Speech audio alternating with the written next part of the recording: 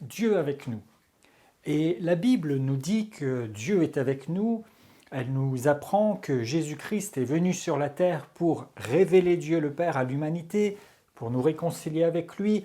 Et on voit plusieurs choses et nous allons prendre certains passages avec cette certitude, cette vérité, en tout cas biblique, que Dieu est avec nous. Mais quelquefois, nos réalités, notre vécu aussi peuvent nous amener à mettre un point d'interrogation à cette expression. Dieu est-il avec nous? Est-ce que dans certaines choses qui se passent, Dieu est avec moi? Et je voudrais vraiment, à travers cette pensée, qu'on puisse se reposer certaines bonnes questions, parce que Dieu est avec nous et sa parole le déclare. Maintenant, la question peut se poser aussi de la façon dont nous prenons conscience et dont nous considérons le fait que Dieu soit avec nous. Et c'est finalement là le cœur aujourd'hui de ce partage, de cette pensée, c'est Dieu avec nous, mais est-ce que nous prenons conscience? Est-ce que nous le considérons? Est-ce que nous sommes avec lui? Et alors, qu'est-ce que ça change? Qu'est-ce que ça change? Alors, commençons Matthieu chapitre 1 au verset 23, lorsque la naissance de Jésus va être annoncée. Il est dit de la part de l'ange que tu lui donneras le nom d'Emmanuel, ce qui signifie Dieu avec nous. Et à travers la Bible, on voit que Jésus a plusieurs noms, plusieurs expressions qui vont révéler en fait les unes avec les autres la manifestation de Jésus-Christ, son statut, sa nature de fils de Dieu, et qui vont faire qu'on le connaisse de différentes manières tel qu'il est vraiment. Et l'une des révélations qui est donnée au sujet de la venue de Jésus, c'est Dieu avec nous. Donc Jésus est venu sur la terre, il est Dieu, il a été fait homme, il est venu sur cette terre pour révéler à l'humanité, pour nous révéler que Dieu est avec nous, que Dieu veut être avec nous et qu'il veut se révéler et être en communion avec l'humanité. Et ça, c'est tout le message de Jésus-Christ, de sa venue sur la terre, de la rédemption. Christ est venu révéler le Père, il est ensuite mort pour s'être chargé de nos péchés, il est ressuscité pour avoir pris d'abord la condamnation, nous avoir rendus purs et puis nous redonner une vie, la vie nouvelle, la vraie vie de Dieu.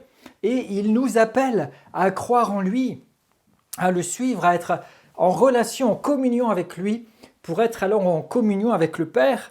Et puis lorsque Jésus va repartir vers son Père, à la fin de son ministère terrestre, il nous est dit dans Matthieu 28, au verset 20, Jésus, alors qu'il allait partir, s'adresse à ses disciples et leur dit « Je suis avec vous tous les jours, jusqu'à la fin du monde ».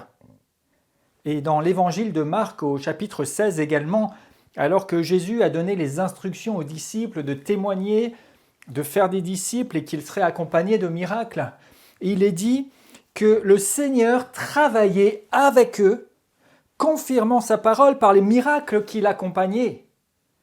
Donc on voit bien que Jésus est venu révéler Dieu avec nous, et qu'ensuite, lorsqu'il est reparti vers le Père, il a promis « Je suis avec vous tous les jours ». D'ailleurs, dans l'évangile de Jean, Jésus dira « Il vous est avantageux que je m'en aille ». Mais pas parce qu'on sera séparés, mais parce que le Saint-Esprit pourra agir dans votre vie et sur cette terre. Je suis avec vous et je travaille avec vous.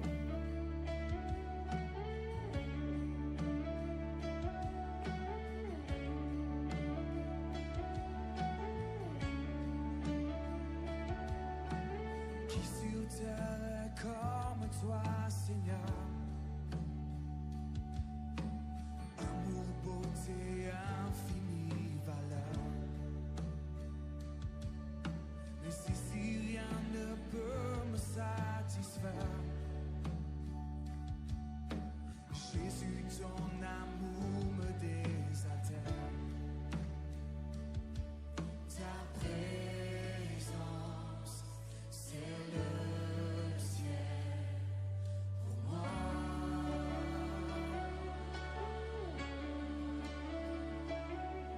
Ta présence, c'est le ciel pour moi.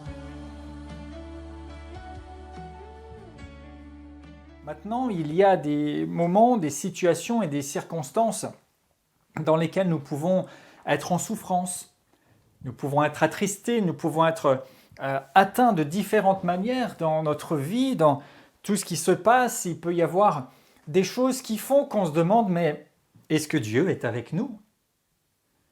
Et bien sûr, nous avons la promesse qu'il est avec nous, mais est-ce qu'il est avec nous? Et dans ces moments-là, il y a une parole de l'apôtre Paul qui attire mon attention et qui, je crois, peut être vraiment l'occasion de recentrer le sujet. Qu'est-ce qui nous fait dire que Dieu est avec nous? Qu'est-ce qui nous fait prendre conscience que Dieu est avec nous? Est-ce que c'est que tout va toujours bien et qu'il n'y a jamais aucun obstacle ni accroc? Nulle part dans la Bible il n'est fait de telles déclarations. Par contre, l'apôtre Paul, qui a eu une révélation puissante de Jésus-Christ, une vision, alors qu'il était en chemin pour aller persécuter l'Église, il va tomber et puis être relevé, il va avoir un échange direct avec Jésus, qui lui dira « Je suis Jésus que tu persécutes ». Et puis ensuite, Dieu va orchestrer plusieurs choses pour que Paul puisse véritablement devenir disciple de Jésus-Christ et deviendra Paul l'apôtre, tel qu'il se présente et tel que nous le connaissons et qui a écrit une bonne partie du Nouveau Testament. Et Paul dira à Timothée, Timothée est considéré comme l'un des fils spirituels de Paul, et Paul lui dira en 2 Timothée 1, verset 12, il parle de différentes choses, il dira « Je souffre des choses, mais je sais en qui j'ai cru. Je sais en qui j'ai cru. Je sais en qui j'ai cru. » Autrement dit, je connais en qui j'ai mis ma confiance. Et ici, il est intéressant de remarquer que Paul ne dit pas seulement « je sais ce que je crois ». Pourtant, il a eu beaucoup de révélations et il croyait certainement beaucoup de choses au sujet de Dieu, à propos de Jésus, à propos de la vie éternelle, à propos de la gloire de Dieu, à propos de l'opération du Saint-Esprit, à propos des miracles et toutes ces choses dont il est fait état dans les Écritures. Mais Paul dira ici, tu sais mon fils, même quand je souffre, quand les choses peut-être ne sont pas comme elles devraient être ou même comme je m'attendais à ce qu'elles soient, je sais en qui j'ai cru. En fait, pour être clair, la nuance ici, c'est pas seulement je sais ce que j'ai cru, mais je sais en qui j'ai cru. Et vous savez, par moments, quand des circonstances sont là, quand nous pouvons être dans des difficultés, parfois dans la tristesse, parfois touchés par toutes sortes de choses, eh bien, l'une des puissantes vérités, c'est que même si ce que je vis ne correspond peut-être pas à ce que je crois, c'est que même quand ce que j'expérimente ne correspond peut-être pas à ce que j'ai cru, il me reste toujours l'essentiel. Je sais en qui j'ai cru. Je sais que Dieu est avec moi. Je sais que Dieu ne change pas, qu'il n'est pas ébranlé, qu'il est sur son trône et que rien ne peut l'en renverser. Je sais qu'il est puissant. Je sais que dans sa nature, il est Dieu. Je sais en qui j'ai cru. Et même si j'ai cru peut-être qu'il devait se passer telle chose et qu'elle ne s'est pas passée, ça ne m'enlève pas ma foi et ma confiance dans celui en qui j'ai cru. Amen. Même si la chose n'est pas telle que je l'attendais, telle que je la voudrais, telle que je la croyais, Dieu est souverain et je crois en lui. J'ai confiance. Je connais celui en qui j'ai confiance. Et il est plus grand que moi, et il sait mieux que moi, et il est souverain, et il est tout-puissant. Mais quelquefois, l'objet de ma foi n'est pas évident sous mes yeux. Alors je dis parfois, ça n'est pas encore fait et ça vient. Mais d'autres choses aussi ne se sont pas faites telles que je l'ai cru. Mais je peux rester attaché au Seigneur parce que, plus que ce que je crois, je m'attache à celui en qui je crois. Alléluia. Peut-être si vous traversez un moment difficile, un moment d'épreuve, un moment de souffrance d'une forme ou d'une autre, vous pouvez tenir ferme par celui en qui vous avez cru. Même si ce que vous avez cru ne s'est pas manifesté cette fois-ci, ça n'est probablement que partie remise. Ça ne remet pas en question la nature de celui en qui j'ai cru. Trésor de mon âme et de mon cœur, dans ma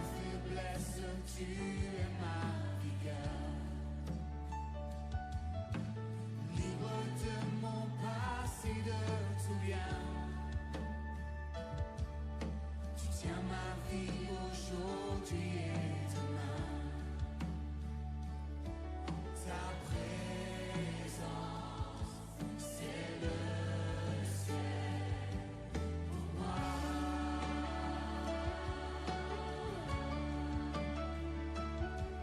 Ta présence, c'est le ciel pour moi. Ta présence, Seigneur Jésus. Ta présence, c'est le ciel pour moi. Ta présence, c'est le ciel pour moi. Oh Jésus, oh Jésus, ta présence c'est le ciel pour moi. Oh Jésus, oh Jésus, ta présence c'est le ciel pour moi. C'est de ne pas avoir seulement tout un ensemble de vérités, de dogmes, de choses auxquelles je m'accroche, mais qui est celui en qui j'ai cru? Quelquefois, nous avons fait de la vie par la foi et de la marche chrétienne ou spirituelle juste une succession de vérités, de principes, de clés, de pas, de dogmes. Mais où est celui en qui j'ai cru? Est-ce que tu crois seulement dans une dénomination, dans un ensemble de vérités, dans une confession de foi, dans des principes? Ou bien est-ce qu'il y a vraiment quelqu'un? Et est-ce que tu as véritablement une communion et une relation avec celui en qui tu crois? La foi consiste bien plus en celui en qui je crois qu'en ce que je crois. Alors si je sais en qui j'ai cru, je peux progresser, avancer, me développer. Mais si je m'accroche seulement à ce que je crois comme un dogme absolu et fini, je me sépare, je me prive, je m'empêche de recevoir pleinement ce qui vient de celui en qui j'ai cru. Hébreux 12, verset 2, nous présente Jésus comme étant le chef et le consommateur de la foi. Et ici, en fait, dans le texte littéral, c'est le chef et le consommateur, ou bien l'auteur, ou encore la source, celui qui est à la tête de ce que je crois. Jésus est l'auteur de ce que je crois. Jésus est à la tête de ce que je crois. Et il est le consommateur, mais en fait, consommateur ici, c'est celui qui va rendre parfait ma foi. Donc Jésus est à la tête de ma foi et il la rend parfaite. Alléluia. Donc ça tourne plus autour de Jésus, autour de celui en qui je crois, que juste autour de ce que je crois. Ce n'est pas une histoire de principe, ce n'est pas une histoire d'énoncé, c'est une histoire de relation, de communion. Dieu avec nous. Dieu avec nous. Oui, Jésus a enseigné lui-même physiquement sur la terre. Oui, Jésus, par la puissance du Saint-Esprit, s'est révélé aux apôtres et nous avons les enseignements dans la Bible. Mais il ne nous appelle pas seulement à croire des choses, il nous appelle à être avec lui. Dieu avec nous. Pas juste établir un système, pas juste établir un ensemble de choses, mais Dieu avec nous. Et nous avec lui. Est-ce que nous le reconnaissons ? Plus que des vérités ou des choses, Jésus dira « Je suis la vérité, le chemin et la vie. Je le suis en nature, par essence, c'est moi, je le suis. » Il ne dit pas juste « Il y a plein de vérités, acceptez-les, et puis ça y est. » Non, il est la vérité. Et il nous faut être au contact de la vérité, du chemin et de la vie absolue, en essence, en abondance, qu'il est lui-même. Quelque part, l'Évangile nous rend témoignage de Jésus rentrant dans sa patrie, dans Marc au chapitre 6.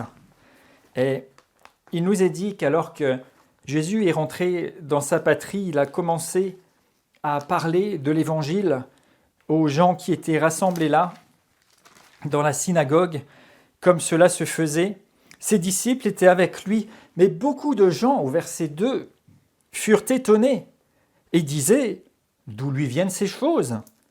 Quelle est cette sagesse qui lui a été donnée et comment de tels miracles se font par ses mains ? N'est-ce pas là le charpentier, le fils de Marie, le frère de Jacques, de Joseph, de Jude et de Simon ? Et ses sœurs ne sont-elles pas ici, parmi nous ? » Et il était pour eux une occasion de chute. Mais Jésus leur dit, un prophète parmi ses parents est méprisé dans sa patrie et dans sa maison.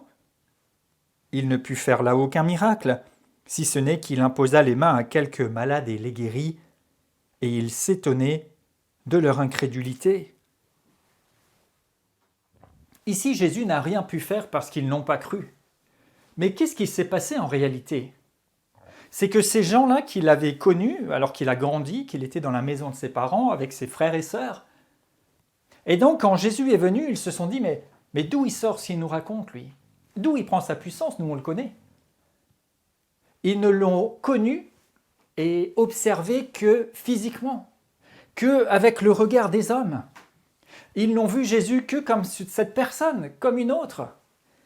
Mais ils n'ont pas su reconnaître ce qu'il portait.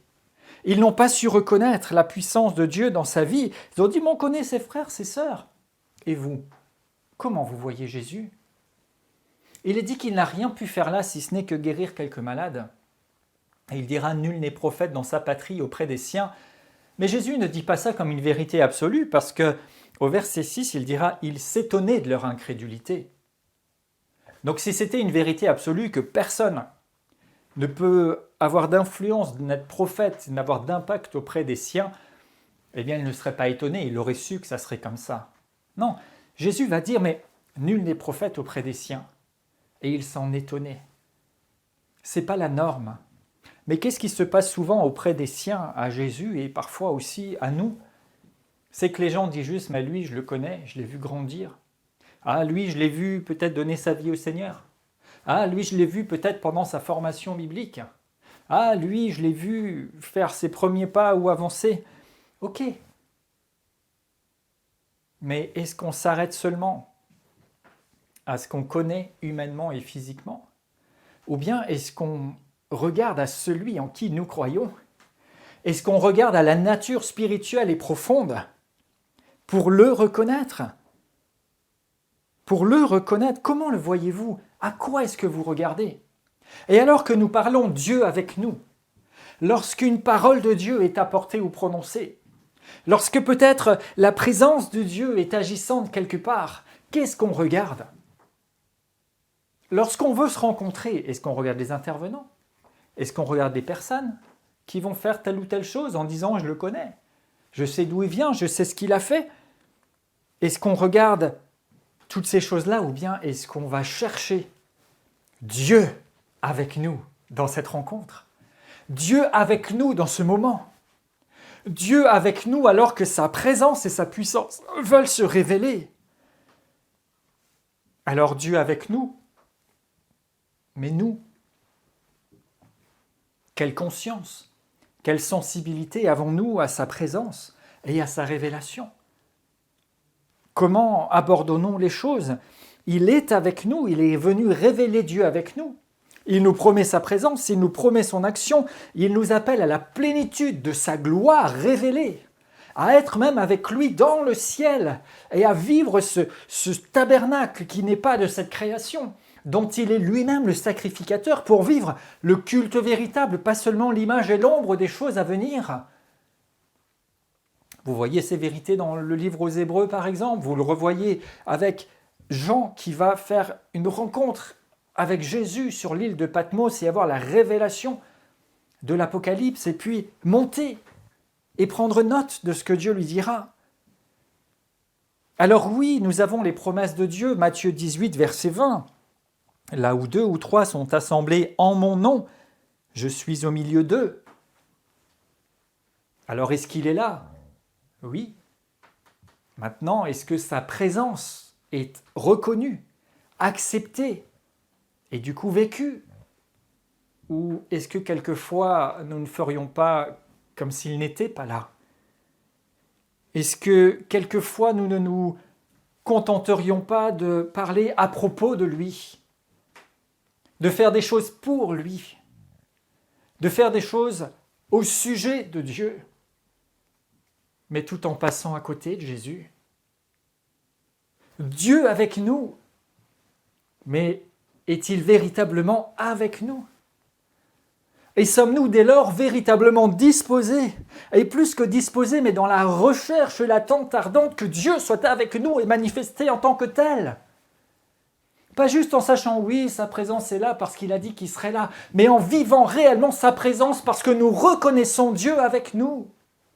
Et que nous sommes assemblés en son nom, c'est-à-dire pas seulement en prononçant le nom de Jésus, pas seulement à propos de lui, mais véritablement inspirés, dirigés par lui et aspirant après lui. Hébreux 11, verset 6, il est dit qu'il est le rémunérateur de ceux qui le cherchent. Faut-il encore que nous le cherchions? Le prophète Habacuc témoignera un moment, il dira « J'étais à mon poste et je regardais ce que Dieu allait me dire ». C'est-à-dire qu'il savait, parce qu'il était prophète, que Dieu parlerait. Et donc il s'est mis en position de saisir ce que Dieu allait dire.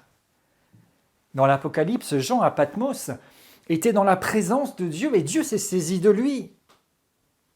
Les disciples dans la chambre haute se sont réunis, rassemblés selon l'ordre du Seigneur jusqu'à ce qu'ils reçoivent la promesse.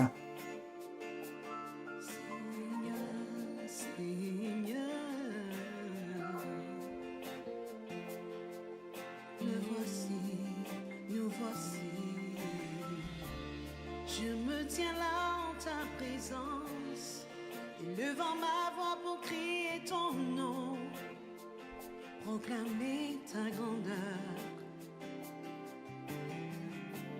Toi mon rocher, ma forteresse, je ne cesserai de louer ton nom, car tu es Dieu. Je me tiens debout devant toi, m'accrochant à toutes tes promesses. Ta parole agissante en moi me dévoile toute ta sagesse. Seigneur, vers toi j'élève ma voix, car tu es mon Dieu. Touche-moi encore. Seigneur, me voici. Seigneur, me voici. J'ai besoin de toi. J'ai besoin de toi. Je veux être touché. Je veux être touché. Être touché par toi. Touché par toi. Seigneur, me voici. Seigneur, me voici. J'ai besoin de toi. J'ai besoin de toi. Je veux être touché. Je veux être touché. Être touché par toi. Touché par toi. Être touché par toi. À travers l'Écriture, tout a été fait selon le modèle que Dieu avait donné, c'est-à-dire que ça part d'une inspiration, d'une instruction divine, et dans une relation, et dans l'écoute, et dans l'obéissance. Pas juste de perpétrer des choses comme on a toujours fait, en se disant « Dieu est là », mais est-ce qu'il est vraiment là? Et s'il est là, alors est-ce que véritablement nous sommes en interaction avec lui? Ou est-ce que nous parlons à propos de lui, mais comme s'il n'était pas là? La gloire de Dieu s'est manifestée dès l'Ancien Testament, puis dans le Nouveau Testament, puis elle doit l'être de nos jours et plus que jamais, mais à condition que nous soyons en communion, en relation avec lui, que les choses découlent de lui, c'est-à-dire que nous nous attendions à lui, que nous pratiquions ce qui doit l'être, et non pas juste faire des choses, confesser notre foi, pratiquer des choses, faire des gestes, répéter des choses, se rencontrer parce qu'il faut se rencontrer, mais sans qu'il ne soit véritablement dans ces choses-là. Est-ce que vous l'écoutez? Est-ce que vous le cherchez? Est-ce que dans vos temps de relation avec Dieu personnel, est-ce que vraiment Dieu est avec vous? Et alors vous l'accueillez en tant que tel et vous interagissez avec lui? Ou bien est-ce que vous faites juste les choses à propos de lui ou même encore pour lui? Est-ce que les réunions sont l'occasion d'être avec lui et Dieu avec nous? Ou bien est-ce que c'est juste des choses à propos de lui? Dans l'évangile de Jean chapitre 15, Jésus parle de cette impérieuse nécessité de demeurer en lui, d'être attaché avec lui, de faire un avec lui et avec le Père, de telle sorte qu'il puisse nous faire porter du fruit et que nous puissions expérimenter sa présence, sa gloire, sa puissance. Dieu avec nous. Dieu avec nous. Mais lui permettons-nous d'être là et de se révéler et de se manifester. Et ma prière, mon cœur et mon désir, c'est que vous aspiriez tout à nouveau, que vous preniez conscience et que vous vous disposiez à ce que Dieu soit avec vous, en étant avec lui. À ce que lorsque vous vous approchez de lui, vous vous attendiez vraiment à ce qu'il se manifeste, à ce que vous ne parliez pas seulement à propos de lui ou à son sujet, à ce que vous ne fassiez pas juste quelque chose pour lui, mais à ce que véritablement vous le reconnaissiez tel qu'il est et vous expérimentiez sa présence et sa gloire. Dieu avec vous. Et alors vous vivrez et vous réaliserez. Et votre entourage et tant de gens pourront réaliser que Dieu est avec vous. Vous ne parlez pas seulement de quelque chose, mais il est avec vous. Il est avec vous. Et même quand les choses ne ressemblent pas à ce que vous attendiez, vous ne vous laissez pas démonter parce que vous avez plus qu'un sujet d'espérance, qu'un sujet de prière, qu'un sujet d'attente. Vous avez celui en qui vous croyez. Vous avez Dieu lui-même avec vous, qui veut révéler et manifester même au-delà de ce que nous espérons et pensons. Je termine avec cette parole qui revient régulièrement dans l'Apocalypse, où il est dit « à celui qui vaincra ». À celui qui vaincra, à celui qui vaincra. Et alors qu'il est dit à celui qui vaincra, ce terme ici pour vaincre, c'est le terme de conquérir. Autrement dit, au conquérant, c'est-à-dire à celui qui va s'approprier les choses, à celui qui est dans une démarche dynamique, à celui qui se saisit des choses, à celui qui conquiert la promesse, à celui qui conquiert l'héritage de la foi qui doit nous appartenir, à celui qui conquiert ce Dieu avec nous. Il se révèle, il se manifeste dans toute sa splendeur, dans toute sa gloire. Dieu est avec vous, il a promis d'être présent, il le sera toujours. Mais le degré de manifestation de sa présence et de sa gloire dépend du degré auquel vous ne restez focalisé que sur celui en qui vous avez cru. Du degré auquel vous cessez seulement de faire des choses et de remplir de l'espace, mais peut-être auquel vous faites justement de la place pour entendre, écouter, recevoir et agir selon son instruction. Je prie et je déclare Emmanuel, Dieu avec nous, comme une réalité plus que jamais évidente et manifeste dans votre vie, au nom de Jésus-Christ. Amen.